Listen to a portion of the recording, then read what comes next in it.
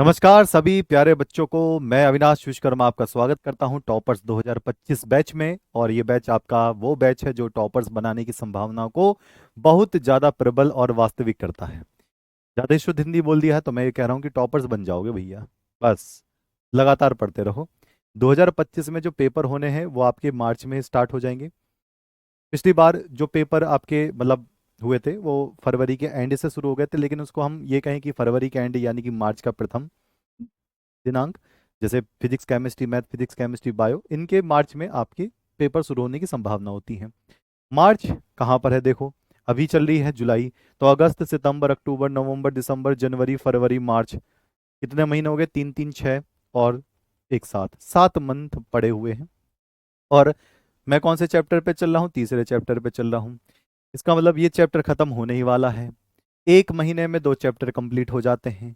ठीक है, तो इसका मतलब हम तो बहुत जल्दी नवंबर तक इसको सिलेबस को कंप्लीट कर लेंगे, तो टेंशन वाली कोई बात ही नहीं है। एक बच्चा पूछा कितने बच्चे लाइव रहते हैं, तो 2300 बच्चे लाइव रहते हैं। अच्छा, तो चैप्टर नंबर 3 रासायनिक बल गतिकी या रासायनिक गतिकी, ये आपका है कोटि व आणविकता, आज हम ये पढ़ने वाले हैं। और कोटि और आणविकता के बाद हम वेग स्थिरांक के मात्रक भी देखेंगे कि प्रथम कोटि में क्या लगाते हैं, शून्य कोटि में क्या लगाते हैं, सारी बात हम कवर करने वाले हैं। तो चलो सभी प्यारे बच्चों को सबसे पहले जय हिंद कर देते हैं और फिर स्टार्ट कर लेते हैं। मैं ठीक हूँ, आप कैसे हो सभी प्यारे बच्चे? जल्दी से बता दें। ओके ओके ओके, शेर। चलें तो मम्मी पापा बिल्कुल बढ़िया ठीक ठाक। ओके चलिए। तो भैया कोटि और आणविकता में अंतर क्या होता है, पहले ये हमें देखना होता है। आइए पहले हम इस पे काम करते हैं।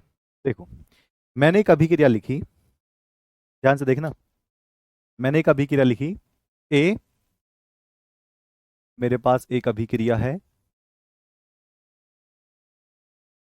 अभिक्रिया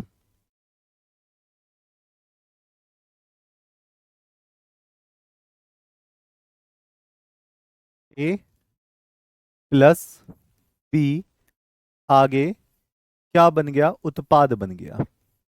ये एक अभिक्रिया है मेरे पास, और सभी बच्चों को अभिक्रिया पता ही है। कुछ मिलकर कुछ बनता है या किसी से कुछ बनता है, इसी को अभिक्रिया कहते हैं।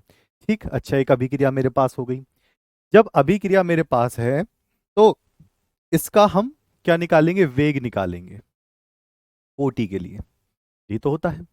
अच्छा, मैं इसमें कोटि और आणविकता दोनों बता के चलूंगा होता क्या है, वास्तविक में होता क्या है। तो जब मैं कोटि निकालूंगा, तो कोटि तो सब बच्चे निकालना जानते हैं। ए अकेला है और बी अकेला है, तो मैं क्या लिखूंगा? वेग बराबर, चलो बताना।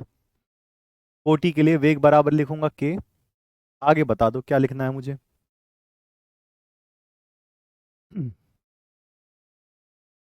सर मेरी बाबू ने धोखा दे दिया।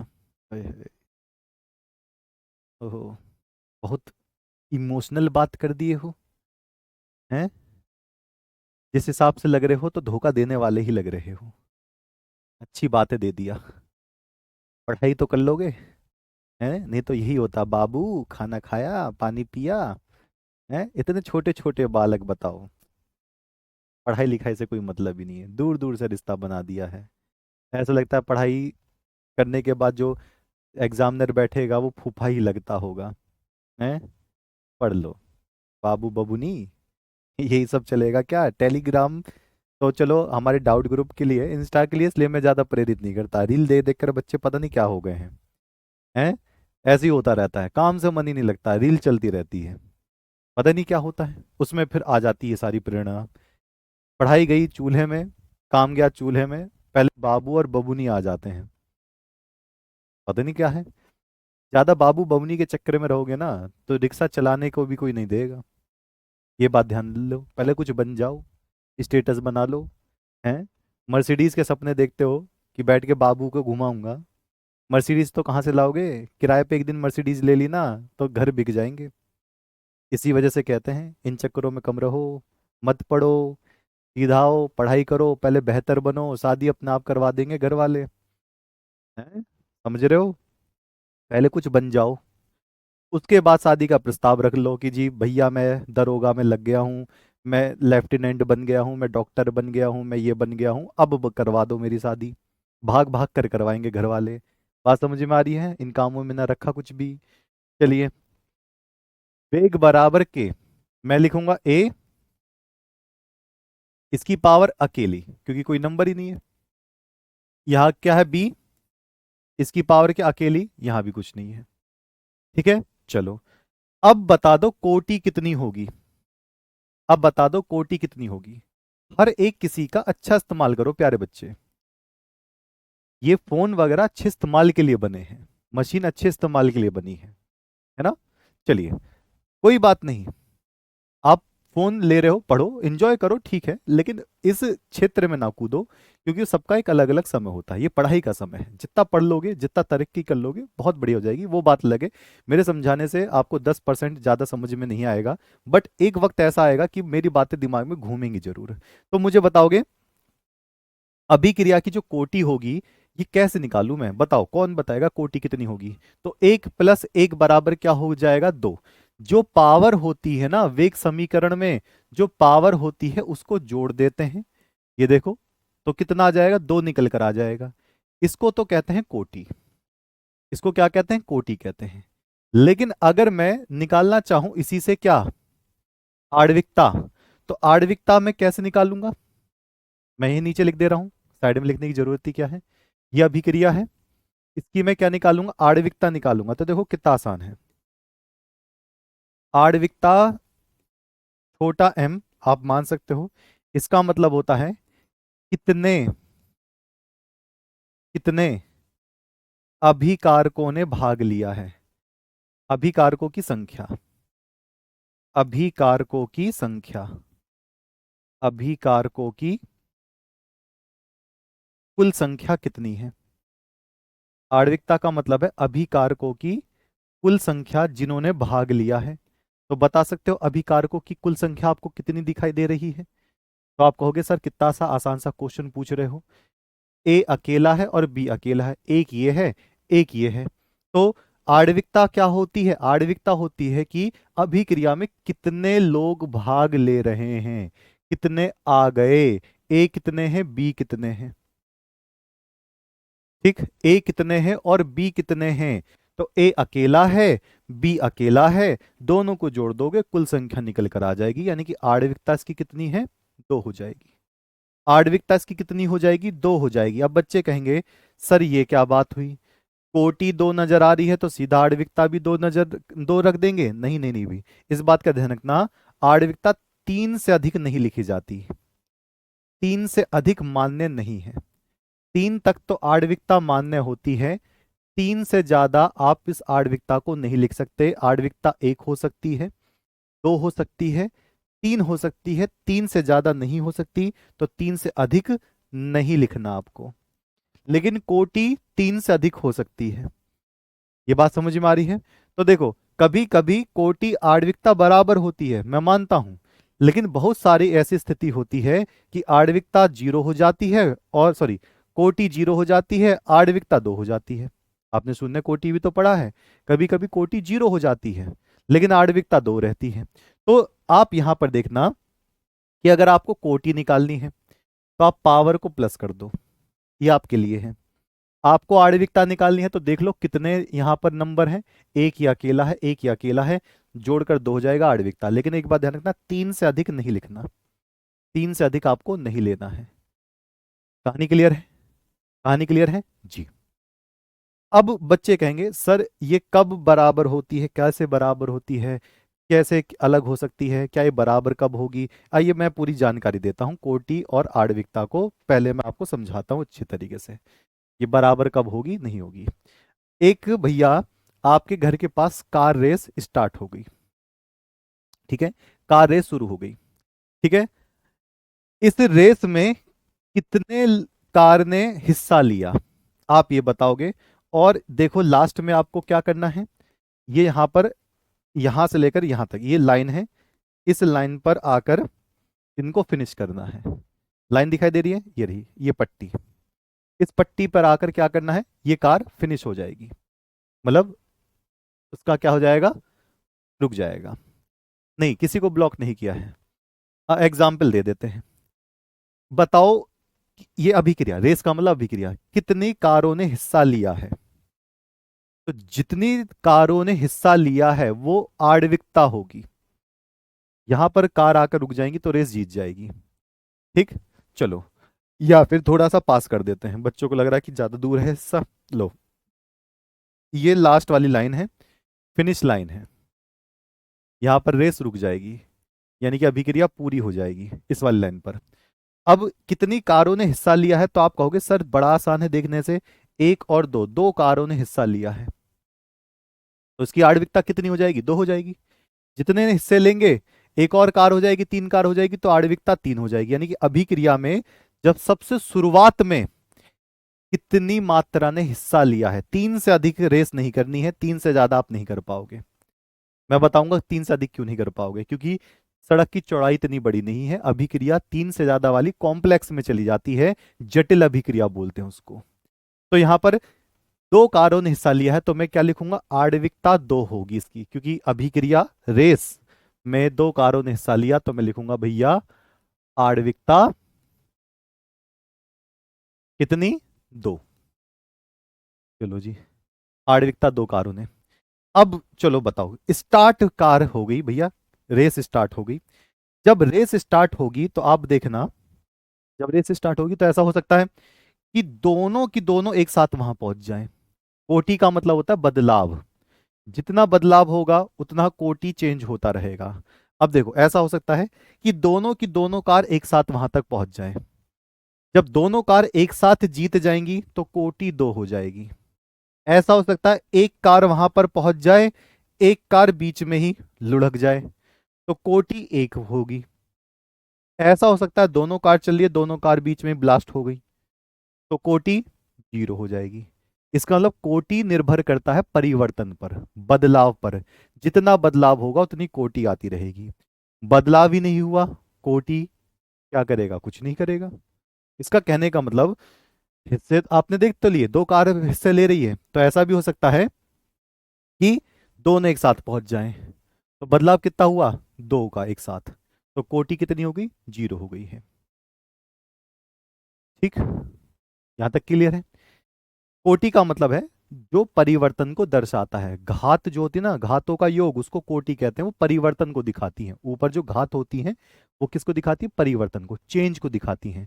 तो ये दोनों भागी भागी गई, चेंज होता रहा, और दोनों यहां पर आकर चली गई, तो इसका मतलब कोटि दो हो गई। एक अगर जीत गई, एक कार झूम चली गई, एक वहीं खड़ी रह गई या गिर गई, ब्लास्ट हो गया, तो कोटि कितनी हो जाएगी? एक हो जाएगी। मान लो, मान लो ये दोनों कार हैं, इन्होंने रेस स्टार्ट करी और दोनों ही थंब से बंद हो गई, वहां तक पहुंची नहीं, परिवर्तन ही नहीं हुआ, तो क्या आ जाएगा? कोटि शून्य हो जाएगा। यानी कोई भरोसा नहीं है। दोनों कार साथ साथ पहुंचे, पहुंच जाए तो कोटि दो लिख देना दोनों कारों का। एक पहुंचेगी तो कोटि एक लिखोगे, दूसरी पहुंचेगी मतलब ही नहीं है। दोनों एक साथ बीच में ब्लास्ट हो गई, खत्म हो गई, तो कोटि क्या हो जाएगी? जीरो। तो यहां तक की बात आपको समझ में आ रही होगी। तो जितनी आपने भाग लिए हैं, जितनी कार भाग ली है, आणविकता दो, लेकिन जितना परिवर्तन होता रहेगा कोटि उसी हिसाब से ही बदलेगी। ठीक है? सर स्कूल वाले बोल रहे हैं कि प्रैक्टिकल में तो कभी जिंदगी में कोई फूफा फेल ना कर पाए हैं, वो कैसे कह रहे हैं?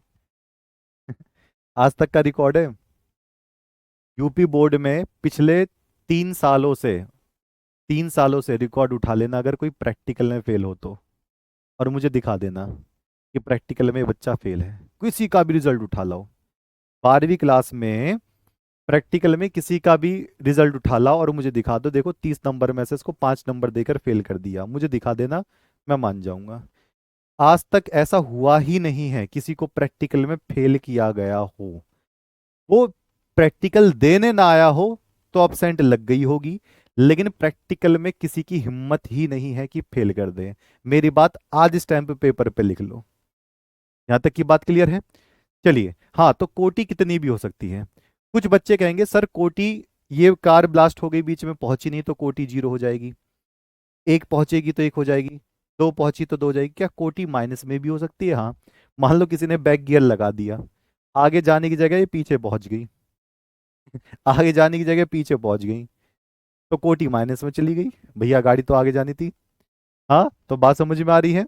बिल्कुल ऐसी ही कहानी होती है। तो कोटि और आणविकता में अंतर ही ये है। कोटि तभी लिखी जाती है जब तक पावर ना लग जाए, और पावर कब लगती है, जब हम परिवर्तन नहीं देख लेते हैं। जितना परिवर्तन होगा कोटि परिवर्तन पे काम करेगी, आणविकता परिवर्तन पे काम नहीं करती है। शुरू में ही पता चल जाता है कि कितने नंबर होने चाहिए। ठीक है, ओके। देखो, ये तो मैंने पहले ही बोला था, मैंने भी बोला था, मैंने भी ट्यूशन नहीं लगाया था, मैं भी डिस्ट्रिक्ट टॉपर था। इससे फर्क नहीं पड़ता है। मैं ये नहीं कह रहा कि आप किसी को अच्छा कहें गलत कहें, मैं कुछ नहीं कह रहा हूं। मैं बस इतना कह रहा हूं, ठीक है, मैं बस इतना कह रहा हूं कि जो भी आप कैटेगरी देखते हो, जो भी आप सिस्टम देखते हो, उसमें इतना पता होना चाहिए कि हमारा बोर्ड एग्जाम कैसे चमक सकता है। जैसे कि अभी एक बच्चा कह रहा है, सनी राणा, कि गलत पढ़ा रहे हो आप, हो ही नहीं सकता है, गलत है, हो ही नहीं सकता है। ठीक है कहानी। इसलिए हाँ, वो बात अलग है कि अगर आपको मुझसे नहीं पढ़ना है, विरोध करना है, तो आप जा सकते हैं, बट ये गलत नहीं हो सकता है किसी भी कीमत पर। एक बार को किताब गलत हो सकती है, बट ये कैटेगरी गलत नहीं होगी।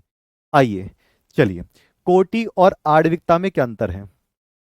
कुछ बच्चे तो ऐसे बोल देते हैं जैसे पीएचडी का फूफा करके आए हों।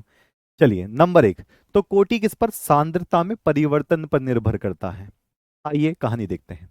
तो अभिक्रिया की कोटि किस पर निर्भर करती है, सांद्रता में जितना बदलाव होता चला जाएगा।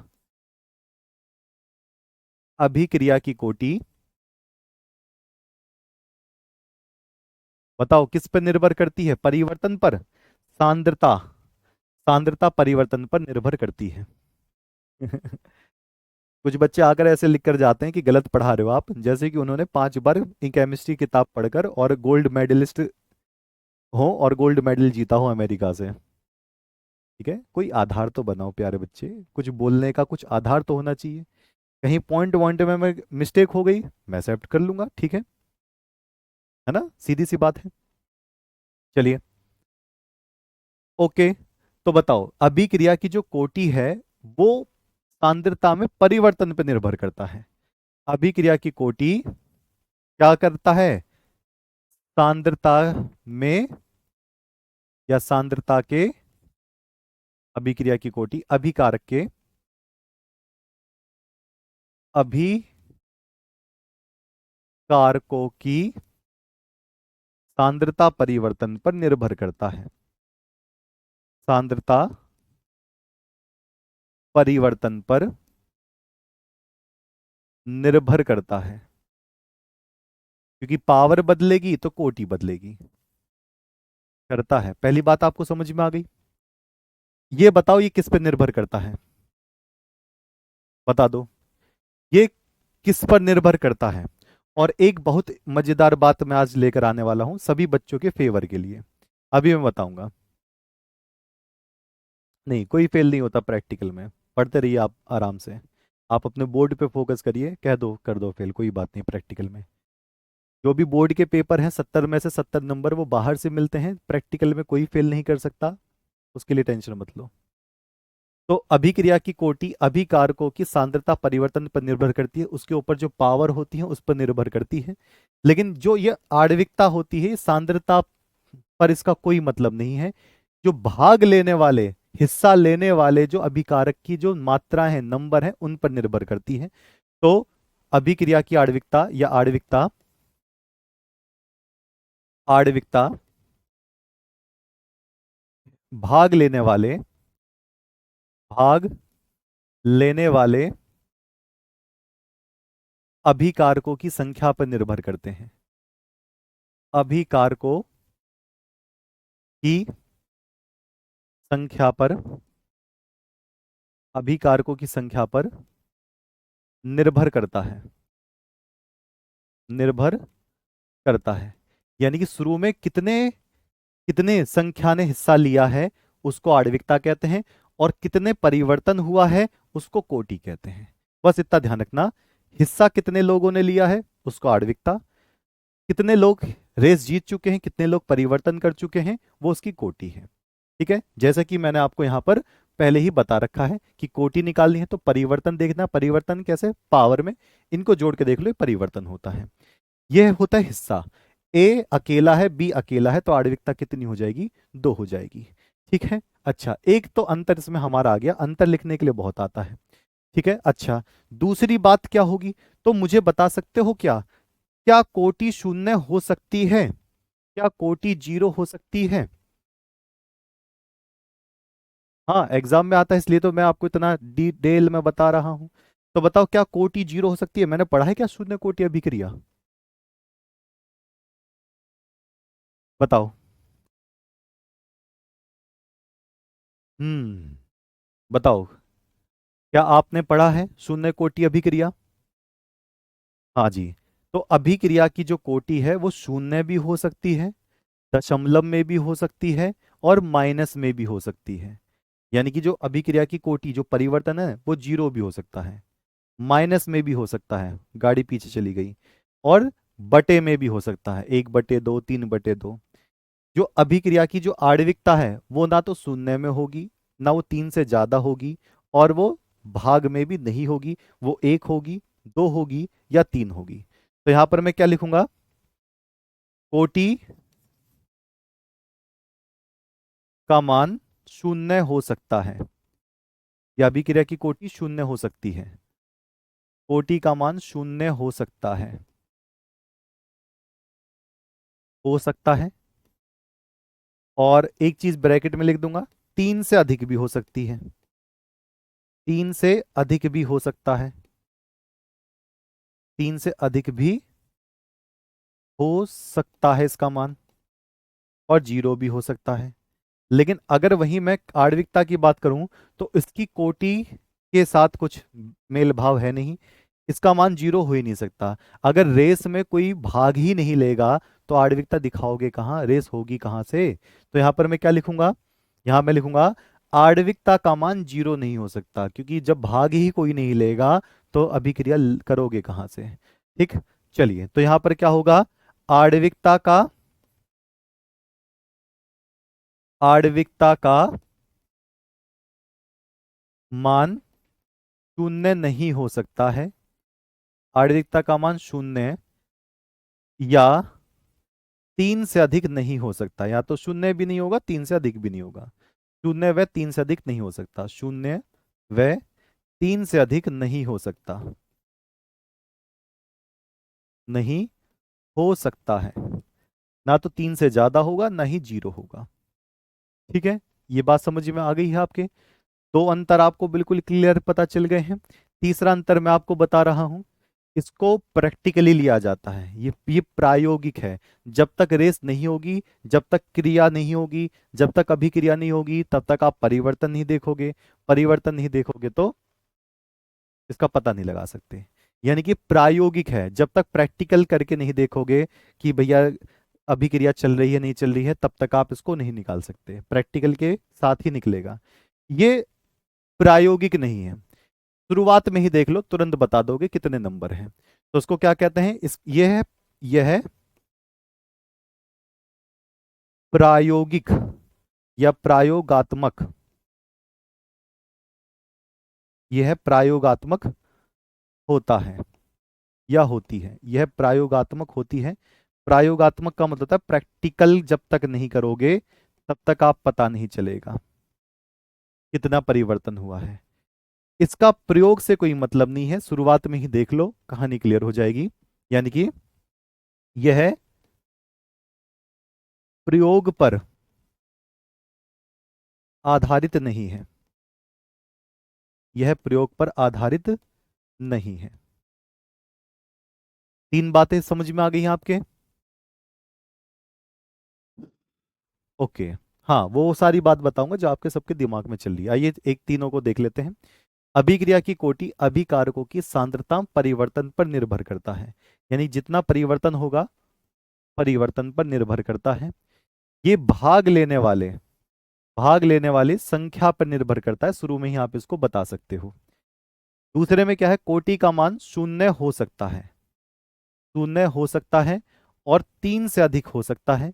लेकिन जब आप आणविकता की बात करोगे, तो इसका मान तो ना तो शून्य होगा, और ना ही 3 से अधिक होगा, नहीं होगा, ध्यान रखना, नहीं हो सकता। इसको प्रैक्टिकल करोगे तब आपको पता चलेगा कि कितना बदलाव हुआ है। ये प्रैक्टिकल पर नहीं होता, ये शुरू में ही देखकर बता दिया जाता है कि कितना होना चाहिए। ठीक है, कोटि शून्य हो सकती है पर आणविकता शून्य, बिल्कुल सही बात है। कोटि जीरो हो सकती है, लेकिन इसको जीरो कैसे करोगे जब कुछ लिया ही नहीं है, तो फिर अभिक्रिया कहाँ से होगी। तीन बात समझ में आ गई है। चौथी बात जो आपकी समझ में कम आएगी, बट मैं पूरी समझाने की कोशिश करूंगा। मैं पहले ही बता देता हूँ कि कौन सी बात कम समझ में आती है, क्योंकि मेरी उस टाइम कम समझ में आई थी। आइए चौथी बात पर आते हैं, और आपको सिर्फ दो या तीन इनमें से याद रखने हैं जो आपको अच्छे लग रहे हैं। नंबर चार, नंबर चार करें। ठीक। हाँ, दो तीन बात मैं अभी बताऊंगा, सभी बच्चे उसको ध्यान से सुनना। ये ध्यान रखना, जो अभिक्रिया की जो कोटि होती है, कोटि, अभिक्रिया की कोटि, किसी अभिक्रिया यानी कोटि किसी अभिक्रिया के, किसी अभिक्रिया के मंद पद पर, किसी अभिक्रिया के मंद पद पर निर्भर करती है, निर्भर करती है। इसका मतलब अभिक्रिया में जो हिस्सा धीरे चल रहा होगा उसी की ही कोटि परिवर्तन निकाली जाती है और उसी को ही लिखा जाता है। मान लो एक अभिक्रिया में एक हिस्सा धीरे धीरे चल रहा है, एक हिस्सा बहुत तेजी से चला गया, मतलब बहुत तेजी से परिवर्तन हो गया, तो जो धीरे वाला परिवर्तन होता है उसी को ही कोटि के तहत लिखा जाता है।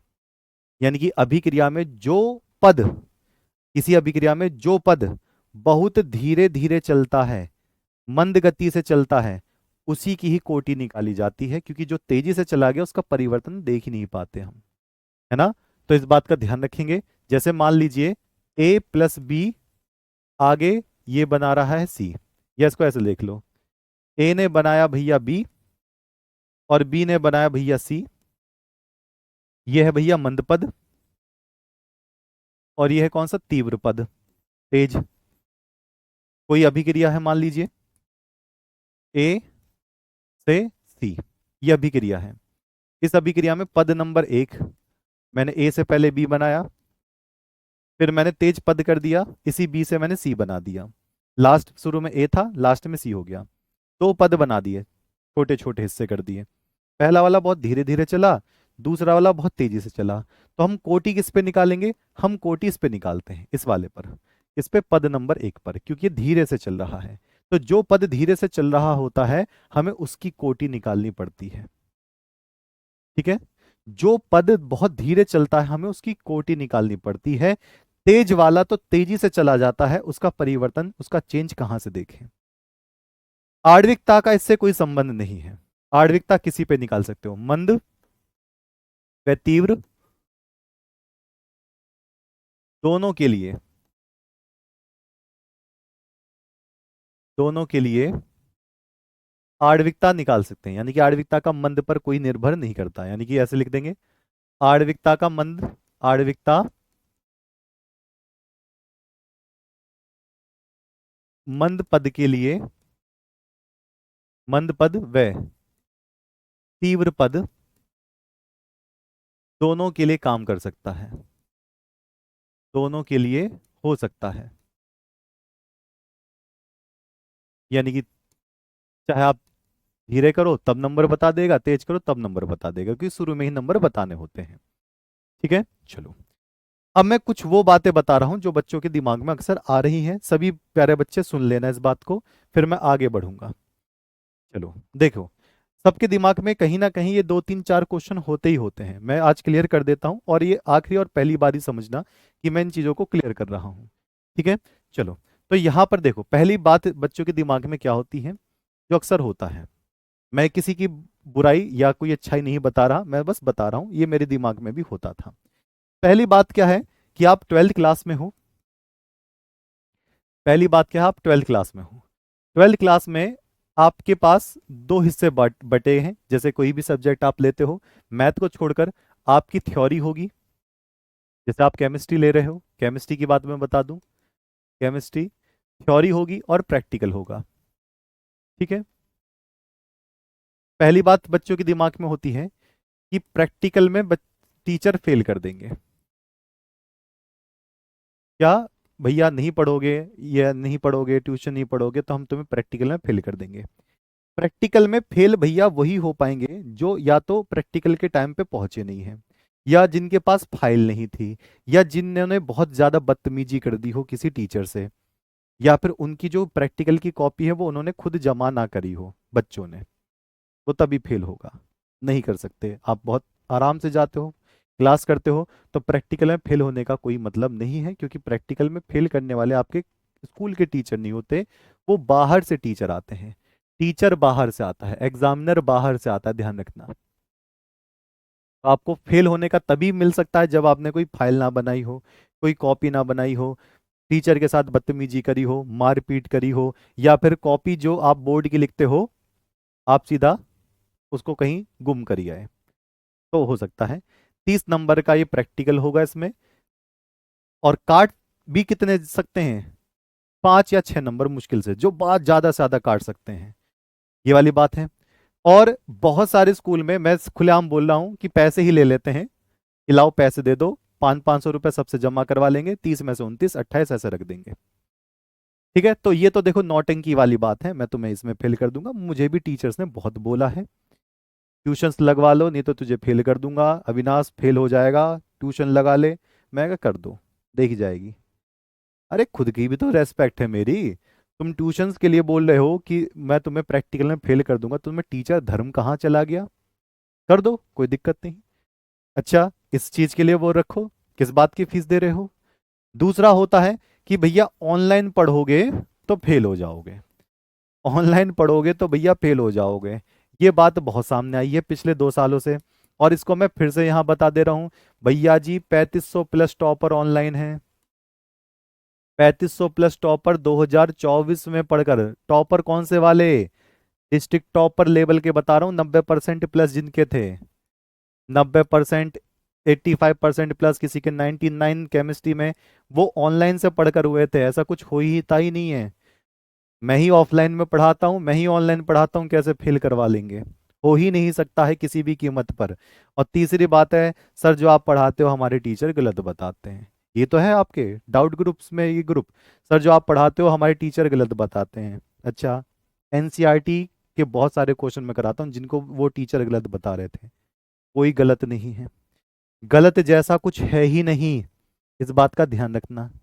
इस प्लेटफॉर्म पे कुछ गलत नहीं मिलेगा, सही बात है। और जो टीचर ज्यादा ही आपको टॉर्चर कर रहा है तो सीधा कह दो, आप हम आपके पास ट्यूशन आ रहे हैं लेकिन हम फीस नहीं देंगे आपको, लो पढ़ाओ जितना पढ़ाना है। ठीक है, तो इस बात का बिल्कुल विशेष ध्यान रखना, क्यों किसी के बहकावे में आना है, अपना दिमाग लगाना है, तब काम करना है। दिमाग नहीं लगाओगे तो काम कैसे होगा, है ना? साफ सीधी बात है। चलिए, अब बढ़ते हैं वेग स्थिरांक के मात्रक की तरफ। तो हम 3 मात्रक पूरे करेंगे आज, शून्य, प्रथम और द्वितीय। कोई नहीं, बोर्ड में नंबर नहीं काट पाएंगे, परेशान क्यों हो? ठीक है, और एक शेर की तरह रहो। अगर कोई आकर कहता है कि मैं तुम्हें मार के खा जाऊंगा, और शेर डर के पीछे हो जाए, तो वो शेर नहीं है फिर। मारकर खा जाओगे, इतनी हिम्मत नहीं। और देखो सीधी सी बात है, आपके माँ बाप बहुत मुश्किल से पैसा कमा कर लाते हैं, आप ऐसे लोगों को पैसा भरो, उनसे अच्छा है कि पढ़ाई बंद कर दो। आप स्कूल में पैसा भर रहे हो, है ना, लगातार हर महीने स्कूल में पैसा भर रहे हो, हर महीने ट्यूशन से में पैसा भर रहे हो। हमने जो आपसे पैसा लिया है, हमने सीधा बोला था, जो बच्चे परिश्रम करके टॉपर्स बन गए, 90% प्लस लेकर सम्मान समारोह में आ गए, हम उठाकर वो पैसे वापस कर देंगे। बताओ, आप उनको महीने में भर रहे हो, क्या गारंटी है ना? जो टीचर आपको स्कूल में पढ़ा रहे हैं वो आपके ट्यूशन में जाकर कुछ अमेरिकन बन जाएंगे क्या? ये स्कूल में पढ़ाओ, स्कूल में फीस दे तो रहे हैं आपकी। प्रधानाचार्य से बोलने में दिक्कत होती है आपको, प्रिंसिपल से बोलने में दिक्कत होती है, हम स्कूल की फीस क्यों दे रहे हैं? ये जो 200-300 रुपए पर मंथ की हमें फीस जाती है, टीचर हमें स्कूल में क्यों नहीं पढ़ा रहे हैं? आदर्श कहाँ चले गए? या सिर्फ सिर्फ सारी चीजें जो टीचर स्कूल में पढ़ा रहा है वही ट्यूशन में कुछ अलग पढ़ा देगा क्या, या अपना चेहरा बदल लेगा? ये आदर्श कहाँ गए? आपको प्रिंसिपल के पास जाने में दिक्कत है क्या? ये आपका अधिकार है। आप किसी भी बोर्ड के क्यों ना हो, सीबीएसई है, यूपी हो, बिहार हो, मैं ये कुछ नहीं कह रहा, मैं अधिकार की बात कर रहा हूँ। ये आपका अधिकार है। स्कूल में फीस क्यों दे रहे हैं हम फिर, जब हमें इन्हीं से ही ट्यूशन पढ़ना है? तो ये पूछिए। ठीक। चलिए। हाँ, तो स्कूल में अच्छे से क्यों नहीं पढ़ाते? पढ़ाइए ना। हमने तो इसी वजह से स्टार्ट किया है। और एक मजेदार बात बताऊं, बिजनौर के स्कूल्स में अब हमारी क्लास चलने वाली है, सरकारी स्कूल में, डीएम ऑर्डर के हिसाब से। अब बताओ, क्या डीएम सर ने कुछ अलग से कहा है? उन्होंने देखा, अच्छे तौर पे देखा कि क्लासेस बहुत बहुत बहुत ज्यादा अच्छी हैं, बच्चे टॉपर्स बन सकते हैं, क्यों ना हम अपने बिजनौर क्षेत्र में बच्चों को टॉपर बनाएं। ये डीएम ऑर्डर है। डीएम ने कहा है कि आप सबकी क्लास हम चलाएंगे क्लासेस में। जहाँ फिजिक्स के टीचर नहीं होंगे, फिजिक्स की क्लास चलेगी। जहाँ केमिस्ट्री के टीचर नहीं हो, केमिस्ट्री क्लास चलेगी। मेरठ में क्लास चलेगी स्कूल्स में, करीबन 250 300 400 स्कूल्स में क्लास चलेंगी। तो क्या डीएम सर ने सोचा कि ऐवे ही चला दें, बेवजह चला दें? क्या डीएम सर ने एनालिसिस नहीं किया होगा कि अविनाश सर की क्लास ठीक है या आरडब्ल्यू में फिजिक्स की क्लास ठीक है? बहुत आराम से देखकर ही तो बताया होगा, है ना? तो इस चीज को ध्यान रखना। चलिए, वेग स्थिरांक के मात्रक की बात करेंगे तो एक होता है शून्य कोटि के लिए निकालेंगे, शून्य कोटि के लिए निकालेंगे। फिर हम निकालेंगे भैया प्रथम कोटि के लिए। फिर हम निकालेंगे द्वितीय कोटि के लिए। तीन कोटि के लिए हम वेग स्थिरांक का मान मतलब मात्रक निकालेंगे।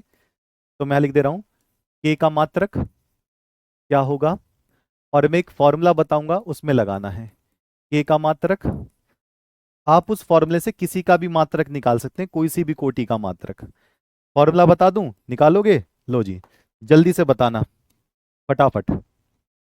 फॉर्मूला बता रहा हूं मैं। ठीक है।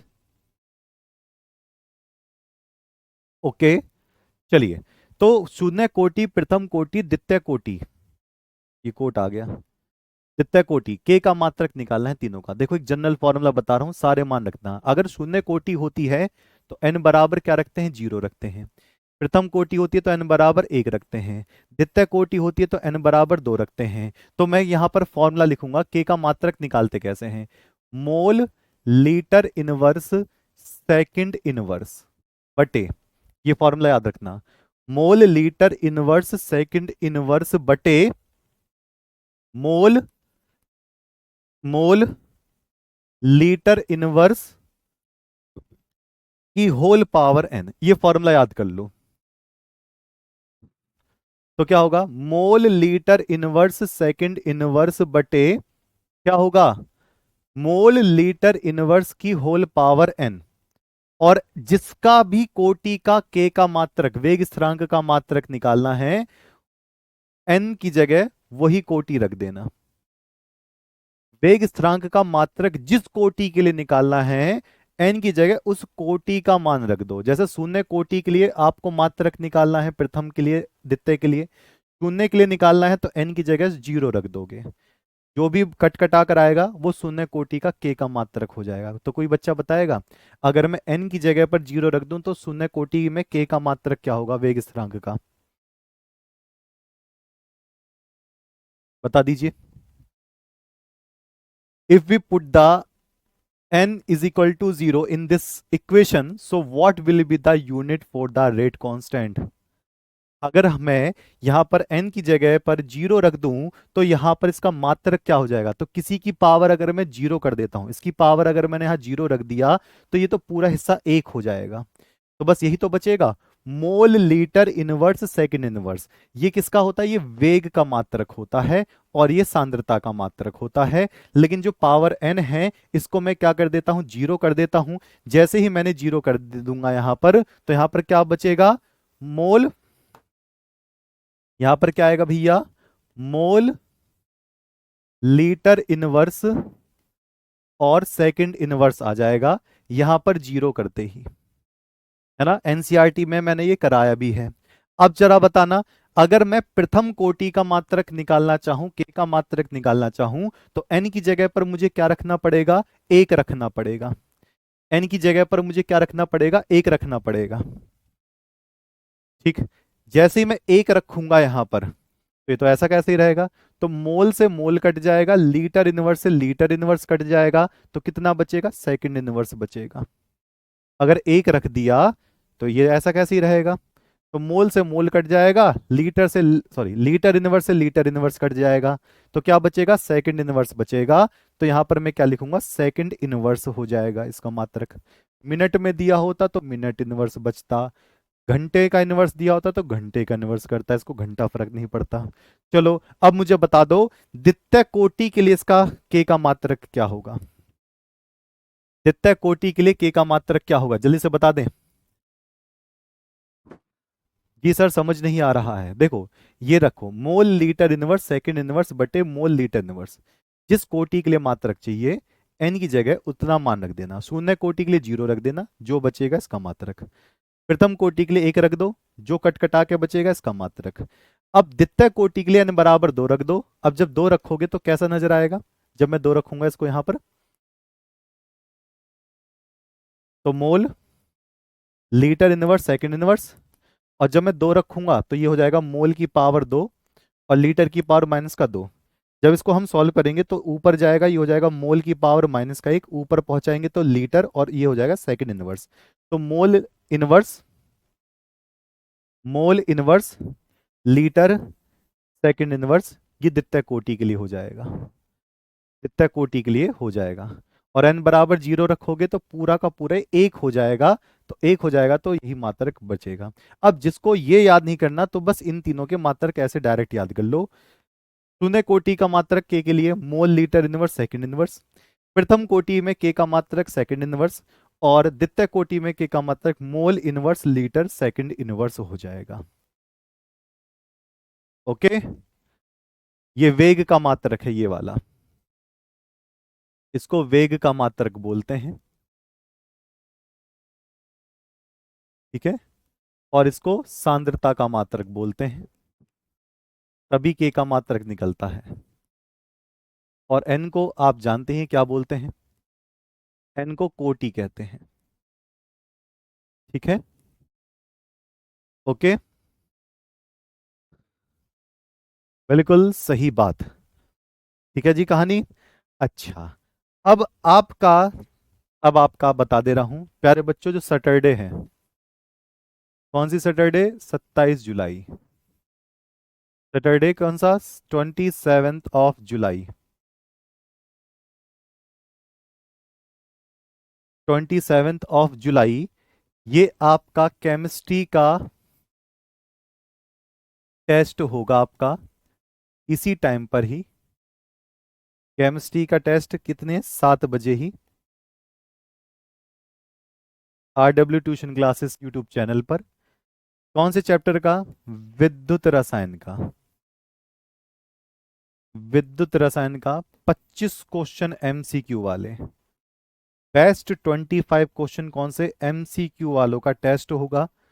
और मैं चाहता हूं इस टेस्ट में सभी बच्चे आए, और पूरे नंबर चाहिए मुझे, इसमें सभी बच्चों के टेस्ट के पूरे नंबर, ठीक है। जो बच्चे लाइव देख रहे हैं या बच्चे जो रिकॉर्डेड देख रहे हैं, उनके पूरे नंबर चाहिए। इस चैप्टर के, विद्युत रसायन चैप्टर के 25 MCQ मैं लेकर आऊंगा सैटरडे 27 जुलाई शाम के 7 बजे आपके RW ट्यूशन क्लासेस पर, ठीक। ओके, चलिए जी, तो इसमें टारगेट रख देते हैं 3000 प्लस लाइव, और मुझे 25 से 25 क्वेश्चन बिल्कुल ठीक चाहिए। ओके, तो एक बार मुझे ये कर दो कि भैया हाँ, इतने लाइव पर सारे बच्चे एक साथ कंपटीशन करेंगे इस MCQ टेस्ट के लिए, टेस्ट। ओके, और जिसके 25 में से जीरो आए वो मेरे पास आना, ऐसे गाल ऐसे टपाटप लाल कर दूंगा मैं, ठीक है। चलो तो मिलते हैं आपसे कल इसी समय पर ही अपने नए टॉपिक के साथ, और टॉपिक बहुत बढ़िया रहेगा, समझ में भी आपको आएगा। एक बार क्लास को फिर से रिपीट करके देख लेना जहां पर दिक्कत है, ओके, जहां पे समझ में नहीं आई है। डन, ठीक, चलिए मिलते हैं, तब तक के लिए नमस्कार।